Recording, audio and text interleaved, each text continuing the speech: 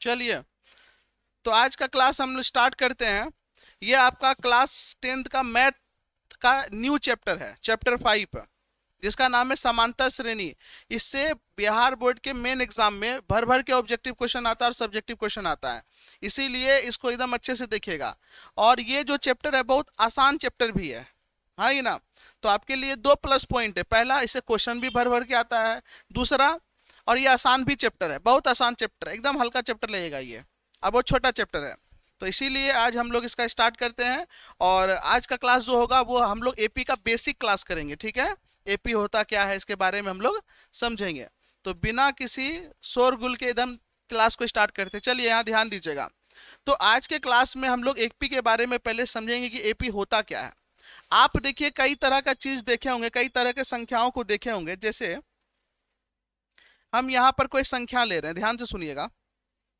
हम यहाँ पे ले रहे हैं 2, 4, 6, 8, 10।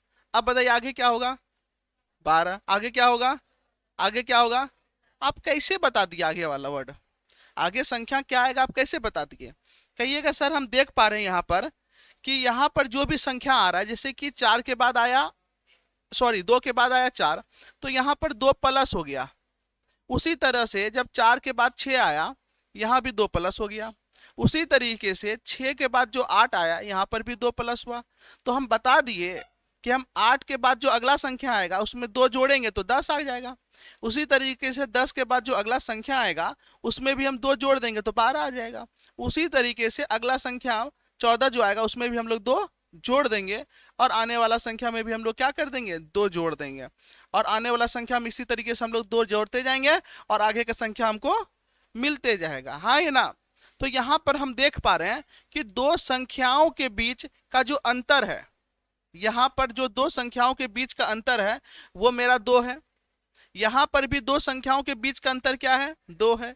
यहाँ पर भी दो संख्याओं के बीच का अंतर क्या है? 2।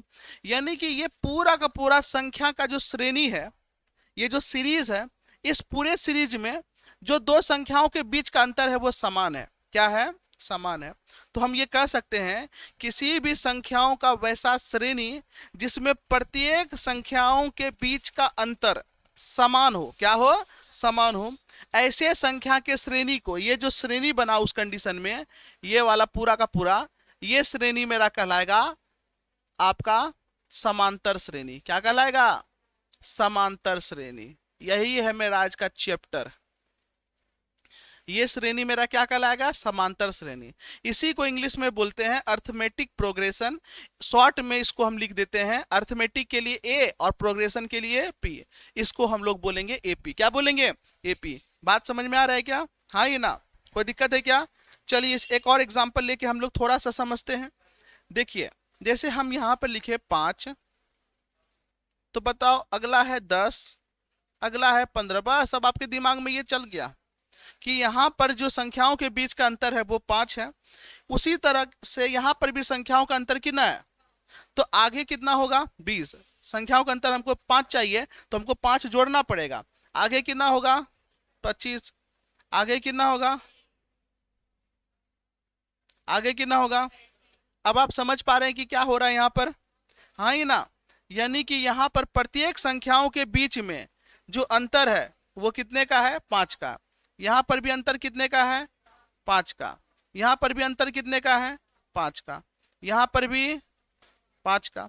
उसी तरीके से ये अंतर आगे बढ़ रहा है। हाँ ये ना, इसका मतलब ये भी मेरा किस में है? समांतर श्रेणी में। किस में है?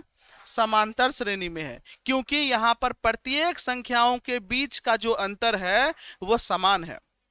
प्रत्येक संख्याओं के बीच का अंतर मेरा क्या है? समान है। तो वैसा श्रेणी जिसमें प्रत्येक संख्याओं के बीच का अंतर समान होता है, ऐसे संख्याओं के श्रेणी को समांतर श्रेणी बोलते हैं। क्या बोलते हैं? समांतर श्रेणी बोलते हैं। शॉर्ट में इसी को हम एपी बोलते हैं। कोई दिक्कत है क्या? नहीं ना। चलिए अच्छी बात है। और देख रहे हैं यहाँ पर सब में अंतर समान है। ये जो समान अंतर है इसी को हम लोग बोलते हैं समान अंतर, यानी सार्व अंतर बोलते हैं। क्या बोलते हैं? सार्व अंतर। क्या बोलते हैं? सार्व अंतर। ध्यान से सुनिएगा। यहां पर भी देखिए संख्या का जो दो संख्याओं के बीच का जो अंतर है यहाँ भी समान है, तो ये कहलाएगा सार्व अंतर। क्या कहलाएगा? सार्व अंतर कहलाएगा। देखिए इस दोनों के बीच का डिफरेंस, इस दोनों के बीच का डिफरेंस, इस दोनों के बीच का डिफरेंस सबका कॉमन है। क्या है? कॉमन है। इसीलिए इसको इंग्लिश में हम लोग बोलते हैं कॉमन डिफरेंस। क्या बोलते हैं? Common difference. अब बार बार कॉमन डिफरेंस कौन बोलेगा? अच्छा रहेगा? नहीं ना। सार्वंतर बार बार कौन लिखेगा? तो इसीलिए हम शॉर्ट में हम बोलते हैं इसको डी। क्या बोलेंगे? डी। तो यहां पर डी का मान कितना हुआ? 5। यहां पर भी डी का मान कितना हुआ? 5। यहां भी डी का मान कितना हुआ? यहां पर डी का मान कितना हुआ? तो ये पूरे एपी के लिए डी का मान कितना आया? 5 आया। कितना आया? उसी तरीके से इस एपी के लिए यानी समांतर श्रेणी के लिए डी का मान कितना आया? 2 आया। कितना आया? बात समझ में आ रहा है ना? हाँ ही ना। यानी इस एपी का सार्वंतर क्या है? 2। और इस एपी का सार्वंतर कितना है? 5। यानी इस एपी में 2 का बढ़ोतरी हो रहा है, इस एपी में 5 का। कोई दिक्कत? थोड़ा सा और एग्जांपल लेकर के हम लोग समझते हैं, क्योंकि ये आप एपी जो है आपके लिए फ्रेश चैप्टर है, इसीलिए थोड़ा सा ध्यान से समझिएगा। हम यहां पर लिख रहे हैं, हम यहां पर लिख रहे हैं 5 3 2। अब आप बताइए आगे क्या होगा? हम यहां लिखे 5 3 2, तो हमको पता नहीं चल रहा है आगे क्या होगा। तो थोड़ा सा यहां पर ध्यान दीजिएगा। आप देख रहे हैं यहां पर अंतर कितने का आ रहा है? 2 का। 5 में 2 घटा रहे हैं तो 3 आ रहा है। अंतर तो 2 का है ना। उसी तरीके से 3 में फिर 2 घटा रहे, सॉरी यहाँ पे तो गड़बड़ हो गया। 3 में 1 घटाने पर कितना आ रहा है? 2 आ रहा है। हाँ ये ना। तो बताइए यहां पर अंतर 2 का है और यहां पे अंतर 1 का है, अंतर अलग अलग हो गया ना। तब उस कंडीशन में हम ये नहीं बता पाएंगे कि आगे मेरा क्या आएगा, आगे मेरा क्या आएगा। तो ऐसे में ये जो श्रेणी बना, ये मेरा समांतर श्रेणी यानी एपी नहीं कहलाएगा। ये मेरा एपी नहीं कहलाएगा। एपी क्यों नहीं कहलाएगा? क्योंकि यहां पर सार्वंतर समान नहीं है।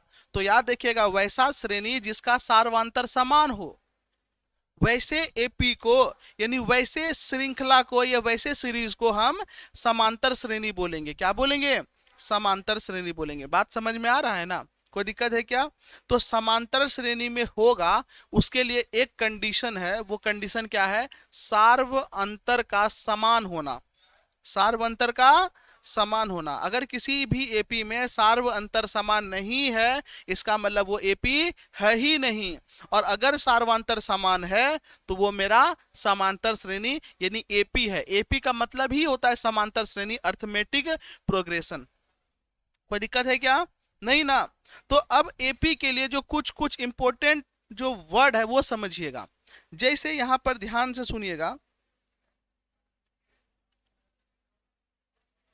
अगर हम इसी को लिखे 7 5 3 1 डॉट डॉट डॉट इस तरीके से हम लिखें, तो यहां पर आप देखिए इस दोनों के बीच का अंतर कितना है? 2। इस दोनों के बीच का अंतर कितना है? 2। इस दोनों के बीच का अंतर कितना है? तो 7 और 5 यानी कि अंतर तो 2 का हुआ। हाँ ही ना। तो अंतर यहां जो मिला, 5 में 7 घटाए तो -2 का अंतर मिला, क्योंकि यहां संख्या घट रहा है तो माइनस लगेगा। 5 में 2 घटा तब ना 3 आया। बोलो हाँ ही ना। 3 में 2 घटा तब ना 1 आया, यानी यहां पर -2 का अंतर मिल रहा है। -2 का क्या मिल रहा है? अंतर मिल रहा है। कोई दिक्कत? तो ये मेरा कहलाएगा सार्वंतर। तो हम लिखेंगे d बराबर कितना? -2। क्या कहलाएगा? -2। और यहां पर जो 7 है, ये 7 मेरा पहला संख्या है ना, है ना। तो इस 7 को हम लोग बोलेंगे प्रथम पद। क्या बोलेंगे? प्रथम पद। ये मेरा क्या कहलाएगा? प्रथम पद कहलाएगा। ये 7 मेरा क्या कहलाएगा? प्रथम पद। तो यहां पे लिखेंगे प्रथम पद,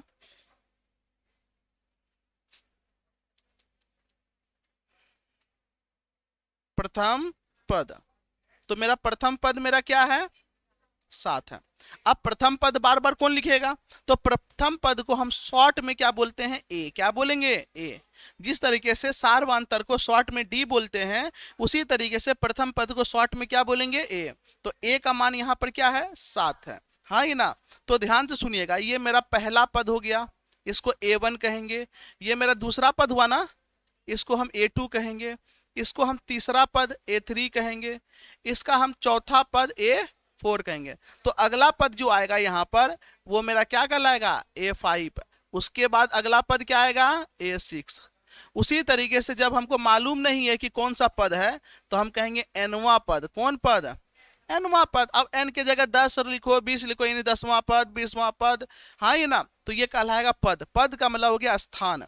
जैसे पहले पद पर क्या है, 7 है, दूसरे पद पे क्या है, 5 है, तीसरे पद पे क्या है, 3 है।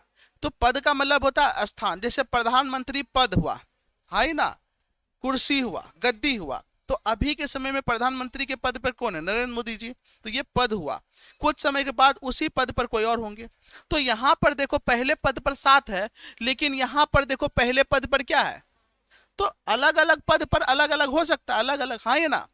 तो देखिए ये समझ में आ गया, ये पहला पद, दूसरा पद, तीसरा पद, चौथा पद। तो जो पहला होता है वो इंपॉर्टेंट होता है। जैसे पहला मुख्यमंत्री हम लोग याद रखते हैं, पहला प्रधानमंत्री याद रखते हैं, पहला महिला प्रधानमंत्री याद रखते हैं, पहला महिला राष्ट्रपति याद रखते हैं, पहला महिला IPS को याद रखा जाता है। तो पहला महिला कुछ भी हो, पहला को हमेशा याद रखा जाता है, उसको प्रायोरिटी दिया जाता है, हाँ ये ना, क्योंकि वहीं से कोई भी चीज शुरुआत होता है। तो यहाँ पर जो पहला पद है वो 7 है, इसीलिए पहला पद थोड़ा इंपॉर्टेंट हो जाता है। तो पहला पद को हम A कहेंगे। कोई दिक्कत है क्या, नहीं ना। तो A का मतलब क्या हो गया, पहला पद। जैसे अल्फाबेट जब शुरू होता है, ABCD लिखना शुरू करते हैं तो A से ना शुरू करते हैं, इसीलिए पहला पद को हम लोग क्या बोल देते हैं, A। क्या बोल देते हैं, और सार्व अंतर को क्या बोल देते हैं, D। क्या बोल देते हैं, तो पहला पद A और सार्व अंतर D। कोई दिक्कत है क्या, नहीं ना। चलिए, किसी भी AP के लिए सार्वंतर का मान अलग अलग हो सकता है, नहीं हो सकता। सार्वंतर किसी भी पूरे AP के लिए, यानी ये जो पूरा AP है इसके लिए समान रहेगा, हाँ ही ना, वो बदलेगा नहीं। ये चीज समझ में आ गया, पक्का ना। चलिए अच्छी बात है। अब यहां पर थोड़ा सा ध्यान दीजिएगा। अगर परिभाषा की बात करेंगे तो ये ज्यादा उतना जरूरी नहीं है, मेन तो क्वेश्चन होता है बनाना, लेकिन जानकारी होनी चाहिए। क्या बोल रहा है, यदि किसी श्रेणी के प्रत्येक पद में एक निश्चित संख्या जोड़ने या घटाने पर अगला पद प्राप्त हो तो ऐसी श्रेणी को हम क्या बोलेंगे, समांतर श्रेणी।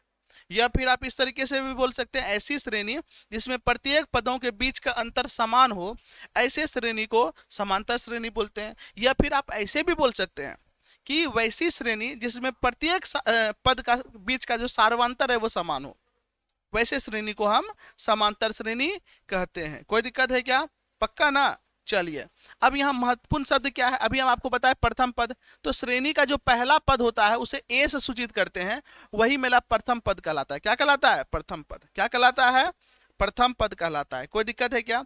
अब यहाँ पर बात अगर करें सार्व अंतर का, किसका, सार्व अंतर का, तो यहां पर ध्यान दीजिएगा। हम यहां पर लिखते हैं 10, 13, 16, 19 डॉट डॉट डॉट, और आगे हो सकता है कोई संख्या हो। अब यहां पर थोड़ा सा ध्यान दीजिएगा। पहले तो चेक करते हैं कि ये AP में है कि नहीं है। तो 10 में 3 जोड़ेंगे तो 13 आएगा, 13 में 3 जोड़ेंगे तो 16 आएगा, 16 में 3 जोड़ेंगे तो 19 आएगा, 19 में 3 जोड़ेंगे 21। आगे का हम पता कर पा रहे हैं, और यहाँ पर अंतर समान है। इसका मतलब ये AP में है। AP में कब होगा, जब सार्वंतर समान होगा। जब D का मान समान होगा तब AP में होगा, और जब D का मान समान नहीं होगा तो AP में नहीं होगा। तो ये कैसे निकालें, ध्यान से सुनो। इस दोनों के बीच का जो सार्वंतर आया 3, वो कैसे निकाले, 10 में 13 घटा के, कि 13 में 10 घटा के, 13 में 10 घटा करके। तो यहां पर जो हम सार्व अंतर निकाले, ध्यान से सुनिएगा, जिसको हम शॉर्ट में बोलते हैं D, वो किस तरीके से निकाले। तो ये तो पहला पद है, इसको A1 भी कहेंगे, ये A कहो पहला पद, और ये मेरा कैसा पद है, दूसरा पद है, इसको A2 कहेंगे। तो दूसरे पद में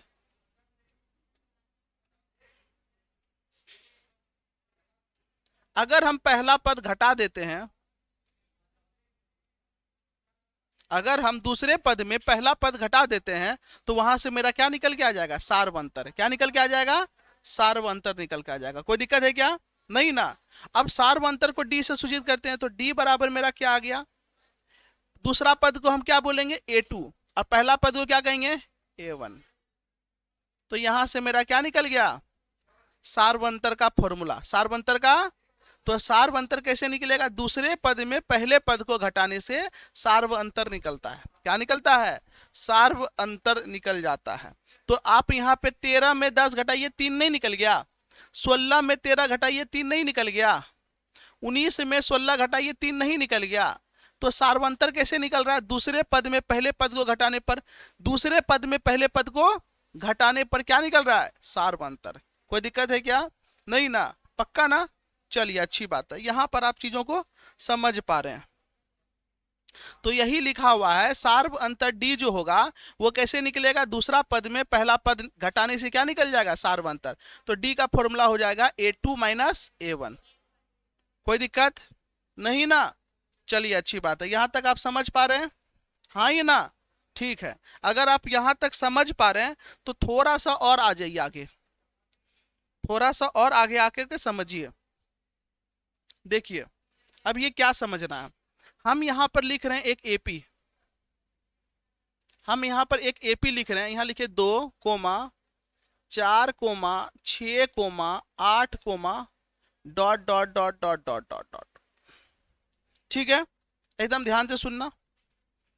पहला पद इसका क्या है, 2, क्या है, दूसरा पद अगर निकालना हो तो क्या करेंगे, तो 2 तो पहला पद है, अगर उसमें सार्वंतर कितना आया, सार्वंतर कितना आया, 2 आया, उसको 2 जोड़ देंगे तो दूसरा पद नहीं निकल गया, बोलो हाँ ये ना। अगर तीसरा पद निकालना हो, कितनवा पद निकलना है, तीसरा पद, तो हम क्या करेंगे, पीछे वाले पद में 2 जोड़ देंगे। जैसे पीछे क्या आया, 2 जोड़ 2 4 आया, और अगर हम 4 में वापस से 2 जोड़ देंगे तो अगला पद छो नहीं निकल गया, और अगला पद निकालना है तो पीछे वाला पद क्या कहलाएगा, छो, और वापस से उसमें सार्वंतर 2 जोड़ देंगे तो अगला पद नहीं निकल गया 8, और वो अगला पद निकालना हो तो यहाँ पीछा वाला पद क्या है, 8 है, 8 में 2 जोड़ देंगे तो अगला पद नहीं निकल रहा है। तो अगला पद निकालने के लिए हम क्या कर रहे हैं, पीछे वाले पद में डी जोड़ दे रहे हैं, सार्वंतर को जोड़ दे रहे हैं। अगर आप अच्छे से संख्याओं को समझ पा रहे हैं ना तो एपी आसान हो जाएगा। इसीलिए कहते हैं अच्छे से यहाँ पे शांति से सुनिए, हाँ ये ना। देखिए थोड़ा सा और अच्छे से देखिए, ये मेरा पहला पद है, इसको हम कहेंगे A1 या A कहेंगे। ये दूसरा पद है, इसको हम A2 का नाम दे देते हैं। ये तीसरा पद है, इसको हम A3 बोल देते हैं। ये चौथा पद है, इसको हम A4 बोल देते हैं। तो आप यहां पर देखिए कि ये जो A1 है वो मेरा कितना है, 2 है। ये जो A2 है वो कितना है मेरा, 4 है। तो 4 आया कैसे, पीछे वाला पद यानी ऊपर वाला पद 2 और सार्वंतर कितना है, 2 जोड़ने से ना आया 4। अगर तीसरा पद की हम बात करेंगे A3, तो A3 मेरा यहां पर 6 है, 6 आया कैसे, तो देखो ऊपर वाला पद कितना है, 4, उसमें 2 जोड़े तब ना 6 आया। समझ में आ रहा है क्या। हम अगर बात करेंगे चौथा पद A4, तो A4 आया कैसे, तो पीछे A4 तो मेरा दिया हुआ है कितना है, 8, तो 8 आया कैसे, पीछे वाला पद, तो पीछे वाला पद क्या है, 6, 6 में 2 जोड़ने पे आया ना, बोलो हाँ ये ना। इसी तरीके से आ रहा है ना, पीछे वाले पद में डी जोड़ते जाइए, आगे वाला पद आपका आते जाएगा। यहां तक समझ में आ रहा है आप लोग को, कोई दिक्कत है क्या, नहीं ना, हाँ ये ना। तो यहां से हम एक बात लिख सकते हैं कि यहां पर A1 बराबर मेरा क्या है, A, A2 बराबर क्या है, अगर पीछे वाले पद में डी जोड़ देंगे तो पीछे वाला पद क्या है, A1, और A1 में अगर डी जोड़ दिए तो मेरा ये वाला पद मिल जाएगा। अगर हमको निकालना हो तीसरा पद, तो पीछे वाला पद क्या है, A2, और A2 में अगर डी जोड़ देंगे तो हमको अगला पद मिल जाएगा। और अगर हमको चाहिए A4, तो कैसे निकालेंगे, पीछे वाला पद, पीछे वाला पद क्या है, A3, 4 के पीछे वाला पद क्या कहलाएगा, A3 ना कहलाएगा, A4 के पीछे वाला पद A3, और उसमें हम क्या जोड़ देंगे, D, तो मेरा निकल जाएगा A4। अच्छा अगर हमको A8 निकालना हो तो A8 के पीछे वाला पद क्या होता है, A7, और उसमें क्या जोड़ देंगे, D जोड़ देंगे। बात समझ में आ रहा है क्या, नहीं समझ में आया, ये नहीं आया।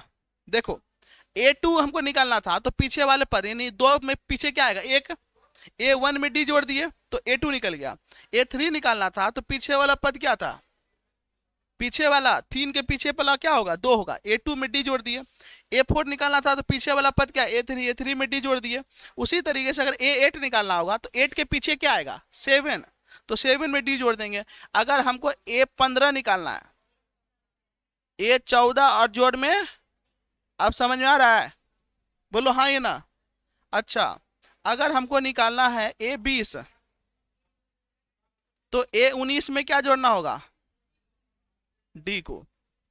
बात समझ में आ रहा है क्या, पक्का ना, समझ में आ रहा है ना, यहां तक किसी को कोई दिक्कत है क्या, पक्का। चलो, अगर A22 हमको निकालना हो तो A21 में क्या जोड़ देंगे D जोड़ देंगे। यहां तक आप लोग को समझ में आ रहा है, हाँ ये ना। तो यहां पर हम इसको AP को हम इस तरीके से लिख सकते हैं, AP बराबर A1 comma A2 comma A3 comma A4 dot dot dot इस तरीके से AN तक। अब यहां देखो A1 की जगह A लिख देते हैं, A2 की जगह क्या लिख देंगे A प्लस, A2 की जगह क्या लिखेंगे A1 प्लस D, A3 की जगह क्या लिखेंगे A2 प्लस D, ए हाँ ठीक है, A4 की जगह लिखेंगे क्या A3 प्लस D, ये लिखाएगा, बोलो हाँ ये ना। यहां तक आप लोग समझ पा रहे हैं, ये AP का एक रूप हो गया। AP को हम इस तरीके से लिख सकते हैं, लेकिन अगर हमको पीछे वाला पद मालूम नहीं हो तो किस तरीके से निकालेंगे, अगर हमको पीछे वाला पद नहीं मालूम हो, ये समझ आ रहा है ना आप लोग को, पक्का ना। बस अभी यहां तक ही समझिए, ज्यादा दिमाग नहीं लगाना एक के बारे में। तो ये AP इस तरीके से हम AP को लिख सकते हैं। AP को और किस किस रूप में हम लिख सकते हैं ये धीरे धीरे समझेंगे, एक बेगे उतना लोड मत लीजिए, ठीक है। नया चीज है, आराम से हम लोग धीरे धीरे समझेंगे और एकदम आसान है एकदम। अभी क्वेश्चन कुछ बना लेते हैं उसके बाद फिर समझेंगे, ठीक है। अब यहाँ पर इसको अभी रहने दीजिए, इसको अभी दिमाग मत लगाइए, अभी समझेंगे इसके बारे में। पहले क्वेश्चन हम लोग कर लेते हैं। क्या देखिए यहाँ पर ध्यान दीजिएगा, एक उदाहरण क्या है 2, 5, 8, 11, 14। आपको बताना है कि ये AP में है या नहीं है। तो आइए हम लोग चेक कर लेते हैं, ऐसे कैसे बोलेंगे। तो आप देखिए 2 और 5 के बीच का अंतर कितना है 3 है, गुड। 5 और 3 के बीच का अंतर कितना है, सॉरी 5 और 8 के बीच का अंतर, 8 और 11 के बीच का अंतर कितना है, 11 और 14 के बीच का अंतर। तो यहां पर सब में अंतर क्या है समान है कि नहीं है, यानी ये मेरा AP में है। अगर अंतर समान नहीं होता तो AP में नहीं होता। बात समझ में आ रहा है ना। अब आप यहां बता सकते हैं कि आगे क्या होगा। देखो सब में 3 3 जुट रहा है ना, तो 14 में 3 जुटेगा क्या आएगा, 17 में 3 जुटेगा क्या आएगा। तो आप यहां बता दिए ना कि आगे आपका क्या आएगा, हाँ ये ना, यही AP है। नहीं समझ में आ रहा है, आगे देखिए 11 में अगर 11 करें, 1 में कितना जोड़ेंगे कि 4 आएगा 3, 4 में कितना जोड़ेंगे कि 9 आएगा 5। तो यहाँ 3 जोड़ने पर 4 आया और यहाँ 5 जोड़ने पर 9 आया। और देखो यहाँ कितना जोड़ेंगे कि 16 आएगा 7। तो बताओ यहाँ तो उल्टा पुल्टा ना जुट रहा है, यानी ये मेरा AP में नहीं है, क्योंकि यहाँ पे सार्व अंतर समान। तो AP में तभी होगा जब मेरा सार्व अंतर समान होगा, जब मेरा सार्व अंतर क्या होगा समान होगा। और जब मेरा सार्व अंतर समान नहीं होगा तो वो AP में भी कोई दिक्कत है क्या, नहीं ना। ये चीज समझ में आ रहा है। आइए अब हम लोग यहां पर देखते हैं, क्वेश्चन बोल रहा है AP है या नहीं है, आपको बताना है AP है या नहीं है। चलो बाबू तुम खड़ी हो जाओ, खड़ी हो जाओ पीछे, बताइए क्या ये AP में है या नहीं है, आपको बोल रहे हैं AP में है या नहीं है। कैसे है AP में, जल्दी बताइए। आप बोले AP में है, तो हम ये जानना चाहते हैं कि कैसे है, जल्दी बताइए। ये जो है AP में कैसे है, बगल वाली दीदी खड़ी हो जाइए, ये AP में कैसे है जल्दी से बताइए।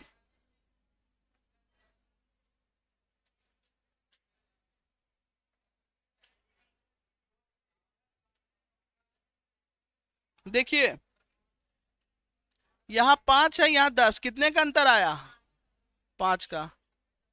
ये 10 है, यहाँ 15, कितने का अंतर आया 5 का। यहाँ 15 है, यहाँ 20, कितने का अंतर आया तो अंतर सबका समान है ना। जब अंतर सबका समान है इसका मतलब ये एपी में है, तो हम कहेंगे एपी में है। दिया गया जो श्रेणी है एपी में है, क्योंकि क्योंकि सार्वंतर डी क्या है, समान है। डी क्या है, समान। डी का मतलब सार्वंतर।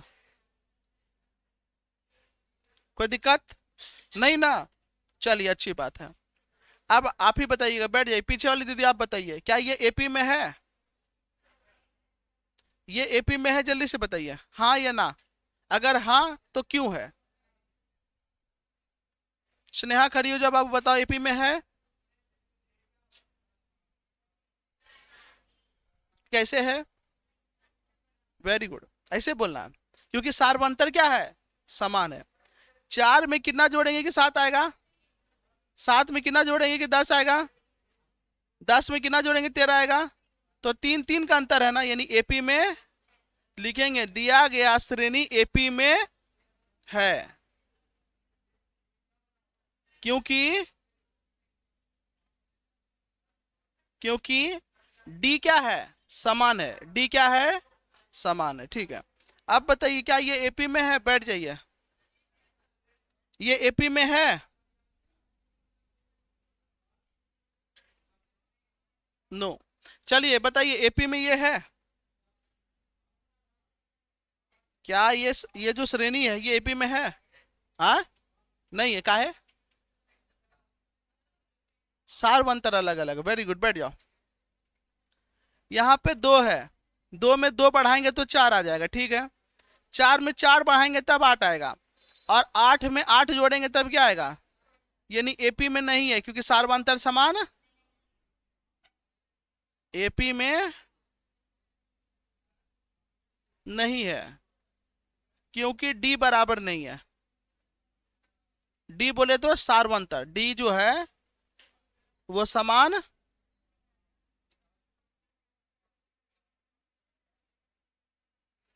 समझ में आया? हाँ ये ना। अब इसी को देखिए, 12 में कितना घटाएंगे कि 9 आएगा? 12 में कितना घटाएंगे? 9 में कितना घटाएंगे? 6 आएगा। और 6 में कितना घटाएंगे क्या आएगा? तो देखो सब में समान आ रहा है ना, अंतर क्या आ रहा है, समान। तो जब अंतर समान आ गया, यानी ये किस में है, सार्वंतर जब समान आ गया तो ये एपी में है। तो लिखेंगे एपी में है, दिया गया श्रेणी एपी में है, क्योंकि क्योंकि सार्व अंतर क्या है,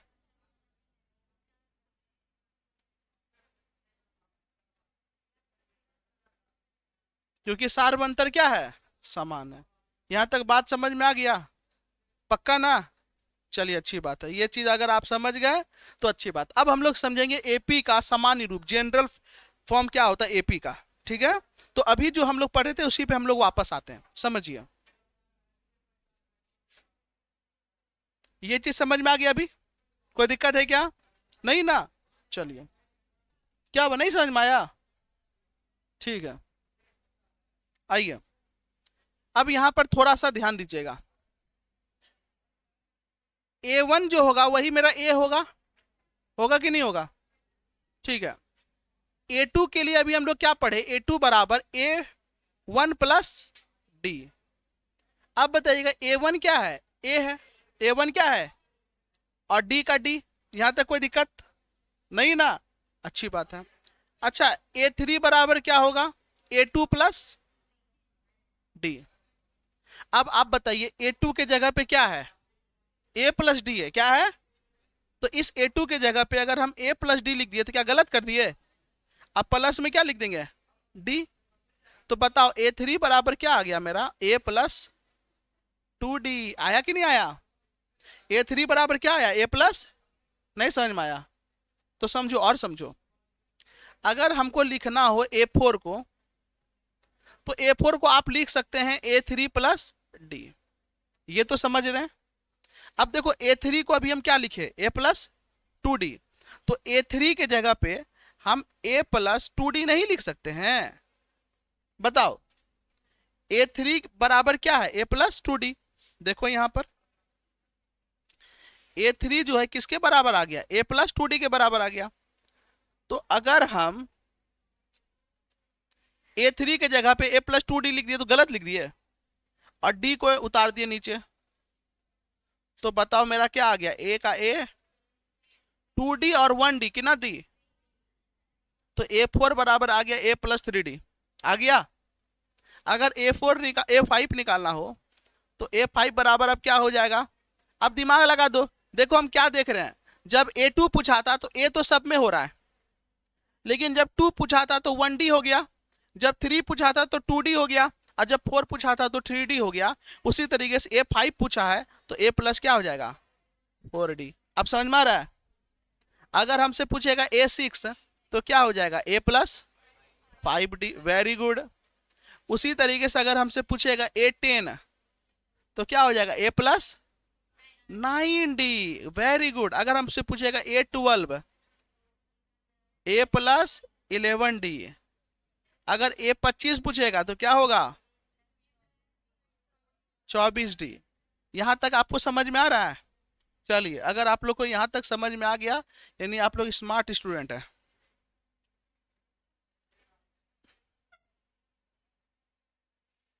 चलो नेक्स्ट स्लाइड ले लेते हैं। देखो, तो एपी को अभी हम किस रूप में लिखे, एपी बराबर A1, A2, A3, A4, A5 इस तरीके से लिखे। अब हम एपी को इस तरीके से नहीं लिख सकते। A1 को क्या बोलते हैं, A। A2 क्या लिख सकते हैं, A+1D। A3 को क्या लिखेंगे, A+2D। A4 को क्या लिखेंगे, A+3D। A5 को क्या लिखेंगे, A+, और इसी तरीके से ये क्या होगा, चलता रहेगा। और यही जो है मेरा क्या कहलाता है, एपी का, यही मेरा कहलाता है एपी का सामान्य रूप।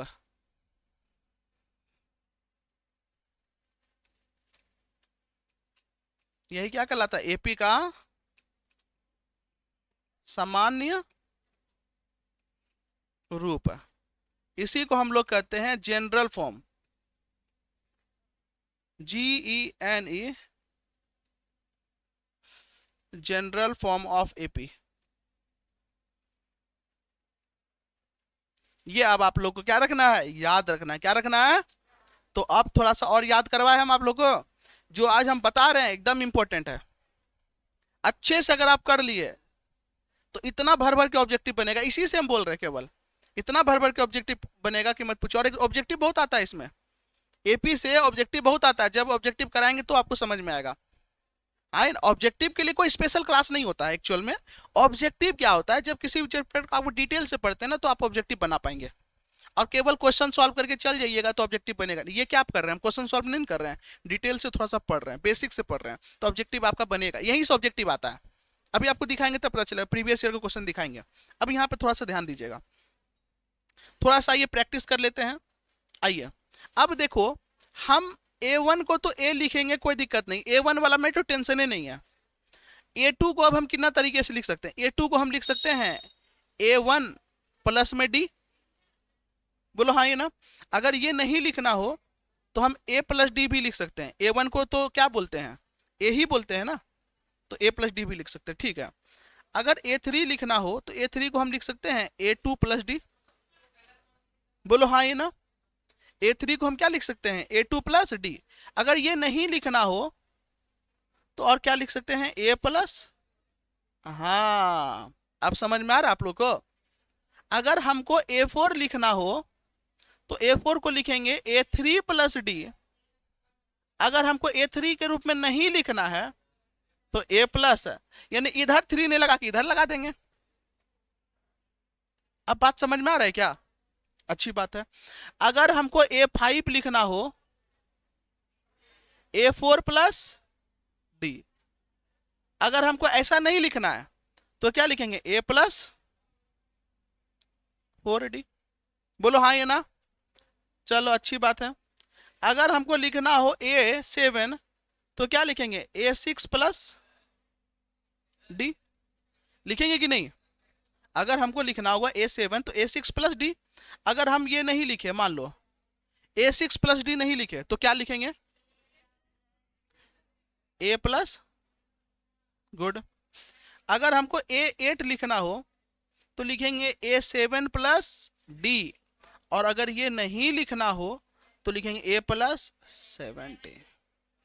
तो अब आप थोड़ा सा स्मार्ट बनिए और इधर ध्यान दीजिए। ये वाला जो जितना भी ये फॉर्मूला हम लिखे इस तरीके से कुछ, इसके लिए आपको पीछे यानी A1 मालूम होना चाहिए, तब A2 निकलेगा। A3 निकालने के लिए A2 मालूम होना चाहिए, A4 निकालने के लिए A3 मालूम होना चाहिए, A5 निकालने के लिए A4, यानी पीछे वाला पद आपको मालूम होना चाहिए। लेकिन ये जो फॉर्मूला है, इस फॉर्मूला में आप देखिए केवल A और D है, A और D है। अगर आपको पहला पद मालूम हो जाए और D मालूम हो जाए तो आप क्या AP नहीं निकाल लीजिएगा? इसीलिए ये फॉर्मूला, ये जो है आपका, ये ज़्यादा इंपॉर्टेंट है। ये क्या है आपका, इसीलिए हम इसी में डिब्बा बनाए, इसमें दूसरे वाले में नहीं। क्यों? क्योंकि ये ज़्यादा इंपॉर्टेंट है। क्योंकि अगर केवल A मिल गया और D मिल गया तो आप पूरा AP बना दीजिएगा। क्या बना दीजिएगा? पूरा AP। समझ में आ रहा है क्या? इसलिए ये क्या था, जरूरी था। क्या था? जरूरी था। हाँ, ये फॉर्मूला हो गया। अभी इसको फॉर्मूला में हम बना देंगे, आप टेंशन मत लीजिए, बताएंगे नेक्स्ट क्लास में। अभी ये आपको टेंशन नहीं लेना। देखिए अब यहां पर देखिए क्वेश्चन आपको जो करना है, ये आप लोग का क्वेश्चन है। क्वेश्चन देखिए क्या दिया हुआ है, कह रहा है प्रथम पद A और सारवंतर D।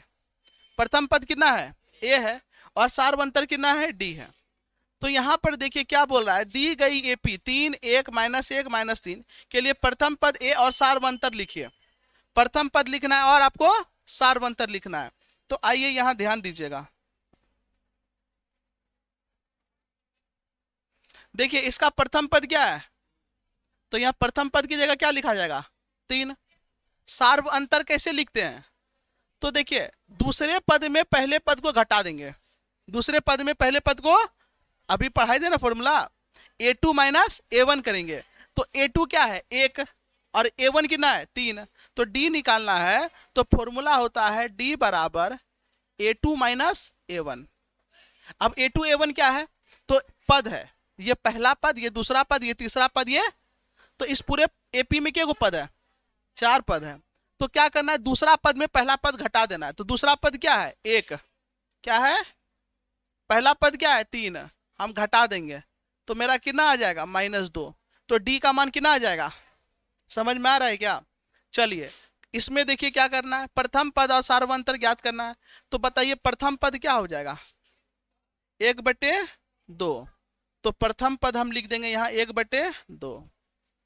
अब निकालना है सार्वंतर, तो कैसे निकालेंगे? 3/2 में हम यहाँ 1/2 को घटाएंगे, क्योंकि A2 में A1 घटता है। तो हम यहाँ क्या करेंगे, 3/2 में 1/2 क्या करेंगे? घटा देंगे। एलसीएम क्या आ गया? 2, यानी 3 - 1 यानी 2/2। कट के सार्वंतर कितना आ गया? समझ में आ गया? समझ में आ गया? चलिए इसमें देखिए क्या बोला है, आपको सार्वंतर निकालना है। ठीक है, क्या निकालना है? सार्वंतर। यहाँ A नहीं पूछा है, अगर A पूछता तो A कितना होता? -1.2, लेकिन A पूछा नहीं। आपको क्या केवल निकालना है? सार्वंतर D निकालना है। ठीक है, तो आइए हम लोग निकालते हैं। इसमें हम इसको घटाएंगे तो A2 कितना है? -3.2। फिर घटाना है, किसको घटाना है? -1.2 को। बच्चा यही गलती कर देता है। देखो A1 A2 की जगह पे इतना दिया हुआ है, देखो A2 की जगह -3.2 दिया जाए, A1 की जगह पे -1.2 दिया हुआ है, तो A1 की जगह -1.2। अरे फॉर्मूला में भी तो माइनस होता है, तो माइनस लगाएंगे कि नहीं? हाँ ये ना। तो अब यहाँ पर देखो क्या होगा, माइनस का -3.2। अभी बट्टे इसको मत समझ लेना, minus minus plus 1.2, plus minus minus होता है तो घटेगा, 0 हो गया और 3 में 1 गया तो क्या आ गया? 2। और दोनों में बड़ा कौन है? ये। इसके आगे माइनस है तो माइनस, यानी -2 जो आ गया इसका सार्वंतर आ गया। क्या आ गया? सार्वंतर। कोई दिक्कत है क्या? यहां तक समझ में आ गया आप लोग को? इस क्वेश्चन को आपको छोड़ देना है। इस क्वेश्चन को हम आपको नेक्स्ट क्लास में बताएंगे, थोड़ा सा टाइम लगेगा। आसान है, भारी नहीं है। आपको A n दिया हुआ है, तो अगर n की जगह पे 1 रख देंगे तो इससे A1 निकल जाएगा। n के जगह पे अगर हम 2 रख देंगे तो a2 निकल जाएगा, और a2 में a1 घटा देंगे तो d निकल जाएगा। तो ये आसान है, आप कोशिश कीजिएगा घर में बनाने का। और ये जो क्वेश्चन नंबर 5 है, ये आपका होमवर्क है। क्वेश्चन नंबर 5 क्या है आपका? होमवर्क है। तो इतना आप लोग को करना है, ये क्वेश्चन करना है, ठीक है। और एपी को थोड़ा सा रिवीजन कर लीजिएगा एक बार घर में जाकर के। यहां तक आप लोगों को किसी को कोई दिक्कत हुआ क्या? नहीं ना? तो हम लोग आज का क्लास में जो पढ़े वो पढ़े एपी। एपी में हम लोग समझे कि एपी को पहचानते कैसे हैं। आज का क्या था कि एपी को पहचानना सीखे, प्रथम पद सीखे, और सार्व अंतर निकालने सीखे। ये 3 चीज सीखे। और एपी का एक स्टैंडर्ड फॉर्म सीखे, एक जनरल फॉर्म सीखे। हाँ ये ना, एपी का स्टैंडर्ड फॉर्म, एपी का प्रथम पद, एपी का सार्व अंतर, ये इतना हम लोग आज के क्लास में किए। तो नेक्स्ट क्लास में हम लोग करेंगे एनवा पद निकालने। कौन सा पद? एनवा पद। अब एनवा पद कौन चाहिए? एनवा नेनवा नहीं है। ये एनवा पद क्या होता है तो समझो मेरा बात को, ये लिखना नहीं कोई, अभी छापने के चक्कर में मत रहा करो, थोड़ा सा समझो, अभी कुछ नहीं करना है। ये एनवा पद क्या होता है थोड़ा सा समझिए। जैसे हम लिखेंगे 3 6 9, ठीक है।